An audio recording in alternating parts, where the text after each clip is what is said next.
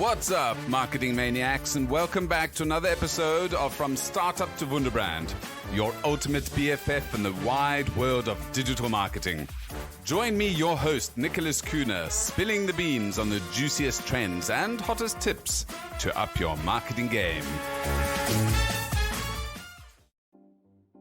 Hello, everyone. It's super exciting today because we've got a specialist in the field of differentiation talking to us tonight. And we were just chatting before this call that he really wants to give value to those of you out here. So what I'd like you to do is respond, make sure you get in touch with Barry, follow his socials, and read his book, which we're going to go through.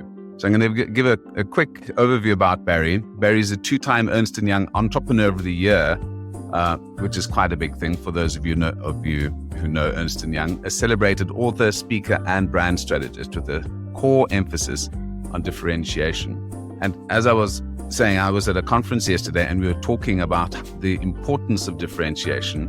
And I just listened to a interesting podcast with another brand strategist, the chap who wrote The Purple Cow. Can you remember what his name is? He wears glasses, bald head. Sure. Seth Godin, there we go. And even though, the last time I heard from him was, I think, in my student days, it was good just getting that confirmation that the focus on differentiation is so important. So Barry, welcome. Well, thank you so much, Nick. I'm a big fan of your show, so it's an honor to join you tonight. Awesome. Well, the whole point is to make sure that young entrepreneurs, students, and folks trying to start their own businesses get the best guidance from us old folks, us older folks. So Barry, you've got quite a varied background. Why don't you start us off with what started you off in your branding journey? Well, what started me off in this journey, Nick, is that I was originally involved in music. So I'm a 2-bit washed up musician. I've written songs that have sold well under 1 million copies.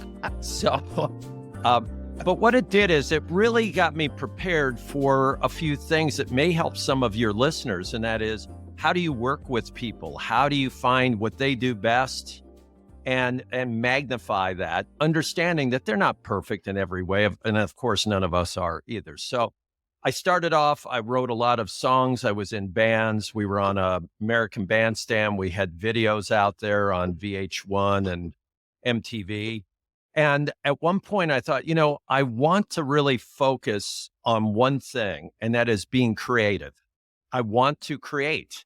So the next phase of my life was working in my business, which I founded as a one-person company, as a bootstrap, as a lot of people call it. After that point, it has grown now over the last 4 decades to the point where we work with really great clients. Yeah, Macallan Scotch, as an example, Audi, Mercedes-Benz, Harley Davidson, really wonderful brands. And our job is to find what makes them unique, what differentiates them, which is the one word that my life focuses on. And first, celebrate it with their people, the people who represent them. It could be dealers, could be suppliers, and make sure they understand what makes that brand unique so they represent it the best they can. That's my story in a nutshell. If we go into differentiation, I focus a lot on the customer journey, and differentiation obviously comes in slightly later in the customer journey. Why, for those who don't understand why differentiation is important, why is differentiation important specifically today? It is so important today. And I do hope we can talk about that customer journey and that customer experience, because I think there's some really fascinating insights on that. Today, the reason why differentiation is so important is that think about how hard it is to retain an employee today. It's tough. Think how hard it is to attract the right employees. Think how hard it is today for companies to be able to ensure that their people, their employees, their teams are producing the highest quality work. Well, it's really hard to do that if you, the employee, do not really look at what you do with that company as being important or meaningful or significant. If you really believe that what your company does has some sort of value, some sort of meaning or importance, you're far more likely to do a great job, far more likely to stay at that position. Nick, one example, I was touring an ambulance factory in the United As you States. do, yeah. Yeah. Oh, I love going through factories. There's so many exciting things that go on, and we go through factories at our company. We have a technical team that actually goes into plants, factories, facilities, looking for uniqueness, looking for something original that they're doing. One day I'm walking through that ambulance factory and I meet a young guy and I go, "Hey, what do you do?" And he goes, "I plug in wire harnesses." I go, "Okay, great." I go, "What else?" He goes, "I might tighten the bolt." But he said, "Look, mister, I'm about to leave. I'm going to go down the street for 25 cents more an hour to work at a marshmallow factory." So I thought, wow. So I said, "Why don't we just for a moment before you confirm that you're going to go leave the company, why don't we think about something?" I said, "Each ambulance will have a lifespan of 10 years." He said, "That's right." So I said, "Each one of these going down the line will last 10 years. And within that 10 years, what will happen is over 100,000 people will be inside that ambulance, whether it's the driver, the technicians, the patients, or the patient's family, and they will either be saved by that ambulance or protected." And he went, "I never thought about that. I didn't think I was in the life-saving business." Aha. And you know what? Maybe he is. And if that young man understands and appreciates that what he's doing is in the life-saving business, I really suggest he'll plug in those wire harnesses really well. He may even stop the line if he sees an error, because after all, we're saving lives here, people, right? So that's what's so important today. And I will say Nick was very humble. I'm a very old guy. Nick's a young whippersnapper compared to me. When I was really preaching this message maybe 20, 30 years ago, and your audience, I hope, enjoys this, most CEOs and presidents dismissed it. They go, "Look, Barry, I don't care what my people think. I'm paying them $5 an hour. They need to keep their head down and keep working. I am not going to waste my time celebrating anything with them. I got to sell more product." Well, that's all changed, everybody. Today, that CEO, president, leader, manager is really focused on making sure his or her people are focused, engaged, excited, and really believing that what they do is valuable. So that's why today, more than ever, Nick, it's critical. Well, I'm so glad you brought up this point because when people think about branding, they think about consumer. And I think people very often forget that, like with charity, branding starts at home. It's one of the best, it needs to be absorbed internally in the organization. Everything from exactly, you're in the life-saving business. But what is your relationship with your suppliers? Do you treat them honestly? So if you say you're an honest business and your differentiator is that you are sustainable, etc., but you're using a factory from China or a factory from, wherever it is where they treat their people badly. And this has happened. We've seen this happen to Apple, where they talk up the sustainability game, but all of the people screwing in the bolts of the phones in China are killing themselves and, polluting the rivers.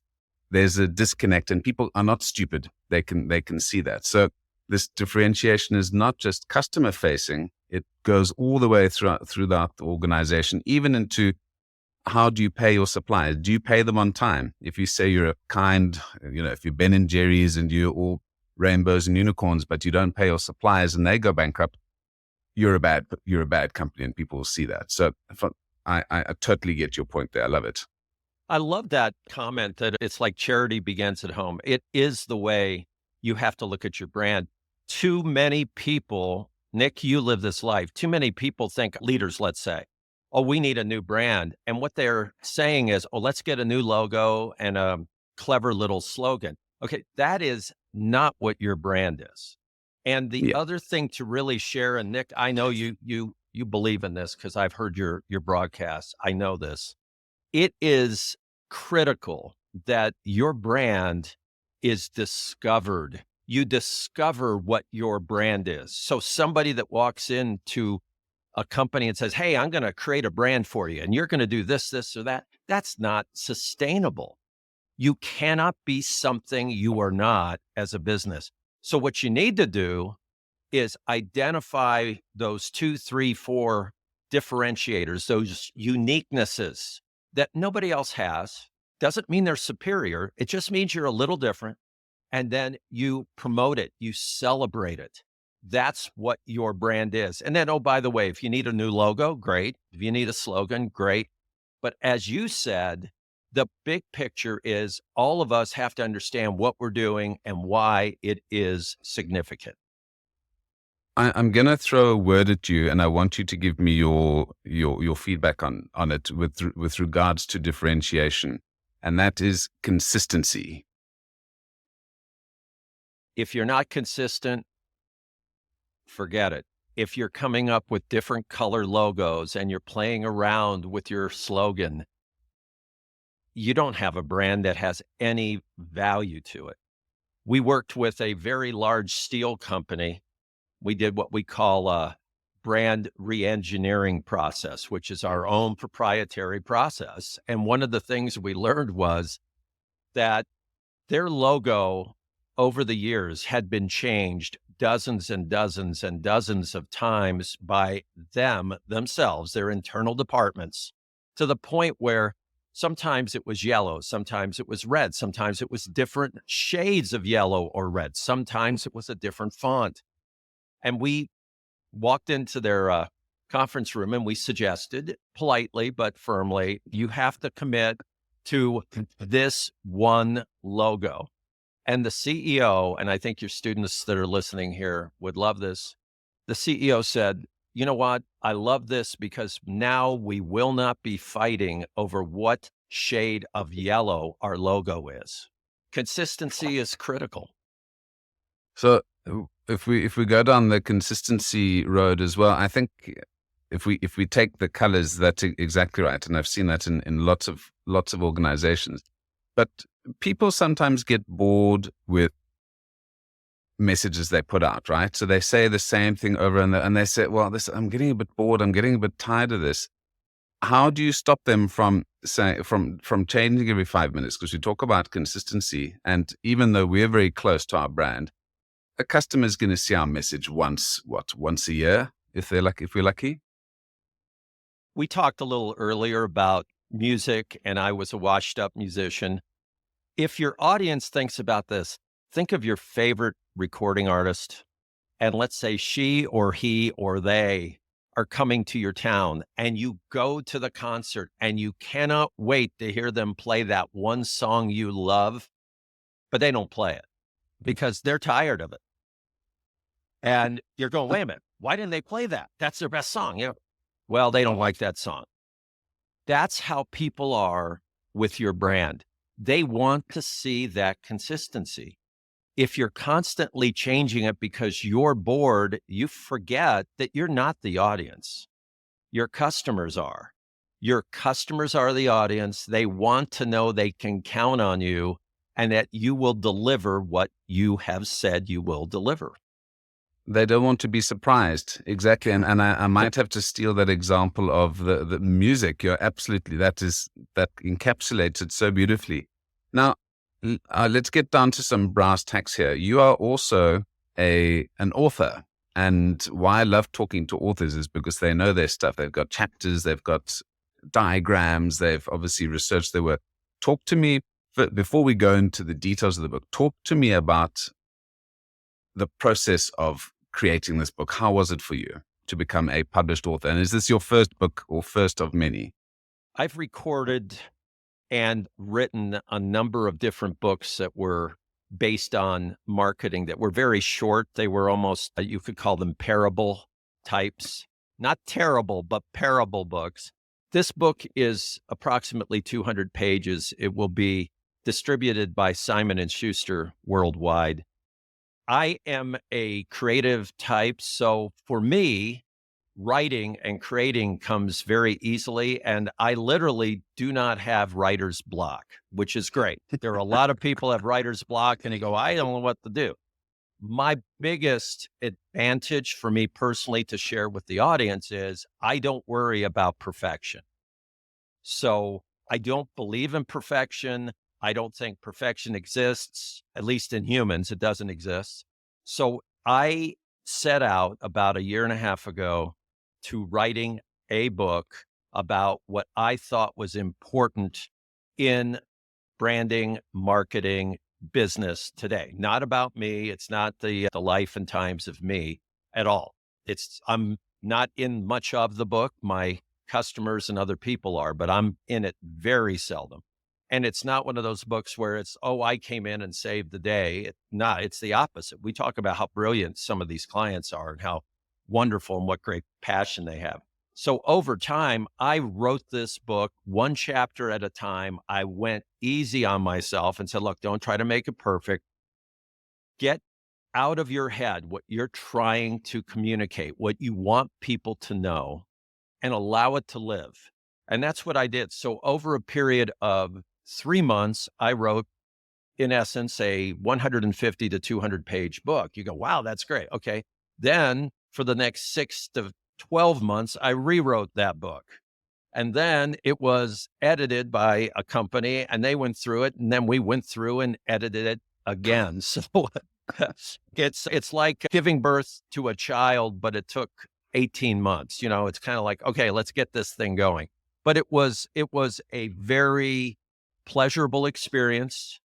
It was a very enriching experience connecting with people and reaching out to certain individuals and saying, is it okay if I share this story about you? And in almost every case, they went, oh my gosh, it'd be an honor.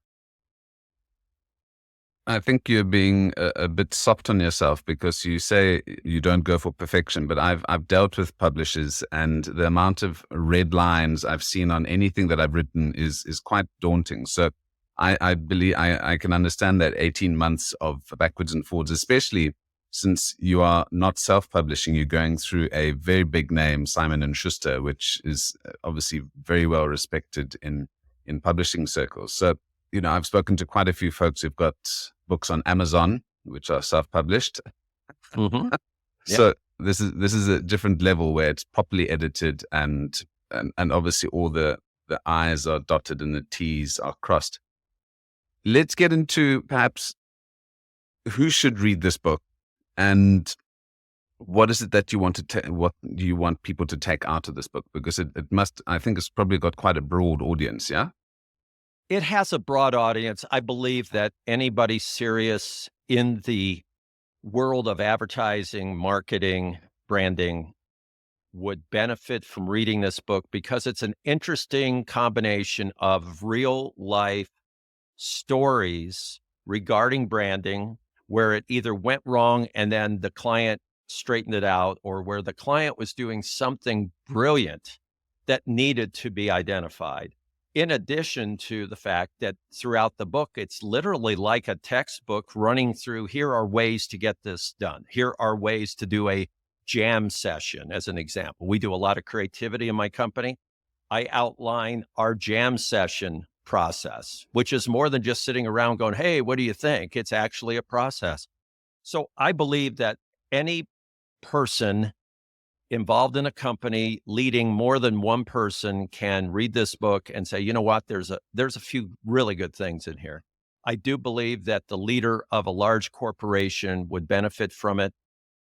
Anybody involved in marketing of a company or in a marketing business would learn and, in my opinion, be happy with the content in there and say, you know what, this is pretty good stuff. So it's that kind of an audience, leaders and then marketing individuals. So would you be able to use chapters in this book, for example, to do a jam session or use this as a workshop opportunity within your business? Yes. We use it within our business. The chapters are very much real life. So literally each chapter reflects what we are doing in our journey to find differentiation with a client. that includes jam sessions, that includes the technology that we utilize to help bring uniqueness to life through technology and other sources. Now, you've said you've been in the marketing and brand field for around 40 years. Now, we've both seen quite a lot of change happen in the last 10, 15 years as well, particularly with the advent of social media. So social media used to be called new media when I started studying it. Now it's just media, it's traditional media. And we've got AI and metaverse and all of these other things coming in. There's a thread, though, with old media, new media, and whatever media. People still need to be communicated with. And I guess that's why this differentiation is important now, even more important now, because there are so many channels, there are so many brands. Anyone with Canva, anyone with ChatGPT can come up with a nice, fancy brand name, a good, perhaps, positioning statement based on all the thousands and thousands of other positioning statements have been made there. How have you seen this sort of manifest with your current clients, with new technology, new communications channels, and their struggle to create differentiation in a market where there are so many of everything? That's a great question. I believe the best response to that is that technology or media is a vehicle for your message, but it is not your message. If you look at AI, which I do use, I'll use AI and I'll have AI come up with some things. It's great. If I utilize it, number one, then AI created it. So I cannot say I created it. But number two, 99% of the time, it's not natural. It has some really good information in it that can spur me from a human standpoint to really create something better. Technology and media is used to create a message that should resonate with your brand. It is not to be the answer. So many of our clients at first will say, oh yeah, what we need is blank. And let's say it's some technology, and that's great, but is it consistent with what your brand message is? It must be. So technology is great. It scares a lot of people. It excites a lot of people. It is a tool that we can use. That's how I look at it. My last subject that I'm going to chat to you about is going to be personal branding, because my new big sort of focus area is that because logos are becoming a bit passe now. I mean, literally, you can create a new logo every day if you want to. The importance of personal branding, and I see that lovely sign behind you, Labov. How important do you think personal branding is going to be for businesses going forward, in terms of having leaders being at the forefront of the business, and being obviously there are pros and cons to it, but yeah, I'd love to get your thoughts on that. Personal branding for anyone in our audience tonight is very important, in that I have to stand for something. It's exactly like what we've been sharing when it comes to a brand that is a company or a product that we know of. So I have to stand for something. And the other thing that's really important is no product or company is perfect. That's why differentiation is beautiful. It's like we do this and this. Now, we don't do everything, but we do these two or three things in this way that we think is really strong. That applies to personal branding. That is the way I look at what I do. I will not promise that I can do everything under the sun, but here are the areas where I am, very relevant. I do believe that a leader in business today, because of social media, has to be hypersensitive to where they position themselves personally.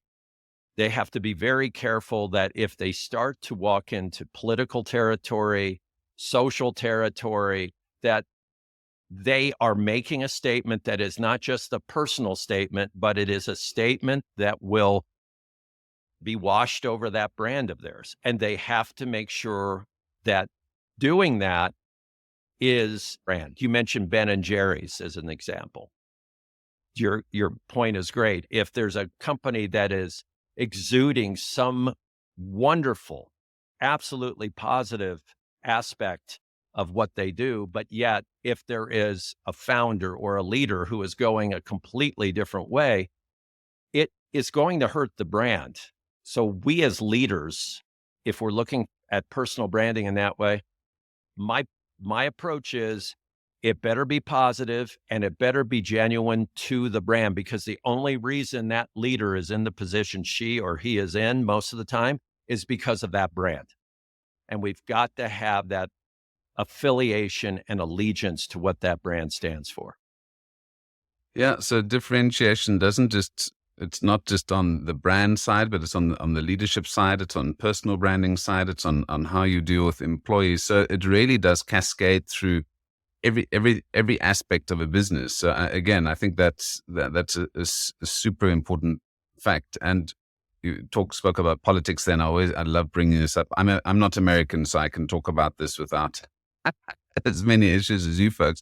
Sure. But in terms of differentiation, this is why Hillary lost. She tried to be everything to everybody, and Yes. in the end was nobody, nothing to anybody. Whereas Trump, you only needed to win 1% of the vote actually, and he didn't need to win all of the vote. He just needed that to shift over that small little percentage, and it was personality based, and he just managed to get his base excited about him, whereas Hillary, who had it all sewn up, just had created zero love. So I always use them as an example of, you don't need to make everyone happy, but take a stand and people appreciate it.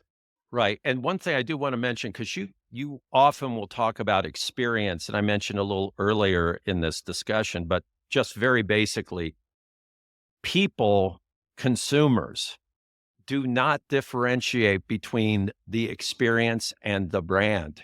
Meaning this: if you go into a dealership and you have, let's say it's an Audi dealership, you're looking to buy a car, and you have a terrible experience with the salesperson or the people there, most of us walk out being very upset with not only the dealer, but that brand. The people involved with that brand don't even know that happened. So that's why it's so important that in our experience, we are authentic and it reflects what the brand is. And it's the word you used earlier, Nick, which is consistent. It must be consistent. And I know how important experience is to you. I think that's a really powerful thing to realize. We do not differentiate between the experience and the brand. We are not robots. So if we had a great experience at the dealership, we love the brand, and vice versa.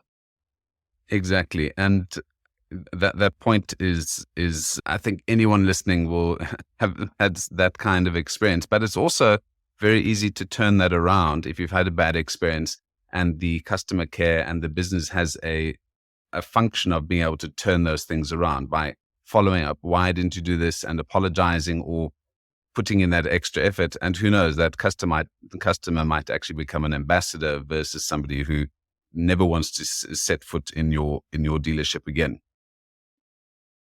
Yeah. So I would like to finish off by asking, other than being on VH1 and being a musician, what is something interesting that listeners might not know about Barry Labov? Interesting. I would say this is maybe interesting. I, for many years, coached sports with my children. And much of what I learned through coaching young kids, giving them nicknames, which is part of branding, focusing on what they did best, which is, celebrating what the uniqueness is, and supporting the unique, authentic talents of an individual, all have inspired me in my journey regarding brands. That's what I would say would be a little unique. I can absolutely agree with you. I do some little league coaching here in Norway and have gone through some coaching practice. And a lot of the lessons they teach us in coaching can be used in business, entrepreneurship. So everything really ties together. So those folks who think that branding is just for specialists like Barry and myself, you can learn it. You can read his book and get one more aspect of your branding journey sorted out. Barry, we're going to have to talk about the customer journey at some other stage, because I can see you like that. And it's one of my favorite subjects. And I believe that if you know and apply the customer journey, 50% of your job in marketing is really done. Then you're just filling in little gaps. So we can definitely chat about that next time. But Barry, thank you so much for your time. And I will put at the bottom of the podcast, both on YouTube and on Spotify, links for your book. But maybe give a shout out to your website, and then I'll put that link up as well. Well, my last name is Labov, which is L-A-B as in boy, O-V as in Victor. So website is labov.com for my company, and my personal website is Barry, B-A-R-R-Y. So it's barrylabov.com. Please go over to the sites, leave a message. We can have a conversation virtually or back and forth or on the phone, whatever. I love meeting and connecting with people. And if I can be of assistance to anybody, great. If there's interest in the book, please let me know, and I will contact you when the book is available. Amazing. Well, we'll definitely catch up and let folks know when it's out and about. Barry, thanks again, and have an amazing weekend. You too, Nick. Thank you. Now, before we wrap up, don't forget to show some love for From Startup to Wunderbrand by subscribing on your favorite podcast platform.